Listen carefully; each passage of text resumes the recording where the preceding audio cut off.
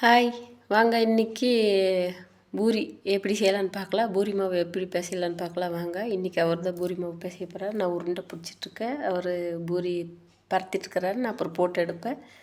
கொஞ்சமாக ஆட்டா மாவு எடுத்துக்கோங்க, கோதுமை மாவு. அப்போ கொஞ்சமாக மைதா மாவு போட்டுக்கோங்க. உங்களுக்கு எத்தனை பேர் இருக்கீங்களா பாருங்கள். நான் இன்றைக்கி 25 பேர்த்துக்கு சமைச்சிட்ருக்கிறேன். மாவு பத்தலை, மறுபடியும் நான் போட்டு ரெடி பண்ணிகிட்ருக்கிறேன். அப்புறம் கொஞ்சமாக உப்பு போடுங்க.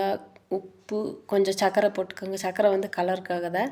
அப்புறம் ரவை போடுங்க. மெயினான ஐட்டமே அதுதான். ரவை போட்டுக்கோங்க. அப்போ பூரி வந்து சீக்கிரமாக அமுந்தாமல் அப்படியே அப்படியே பூரி அப்படியே நிற்கும்.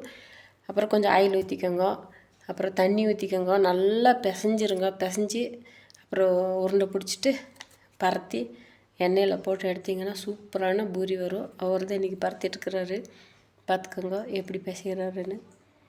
அவ்வளோதான், சூப்பராகிடுச்சு. பாருங்கள் பூரி எப்படி அழகாக வருதுன்னு. அது கிழங்கு மசால்,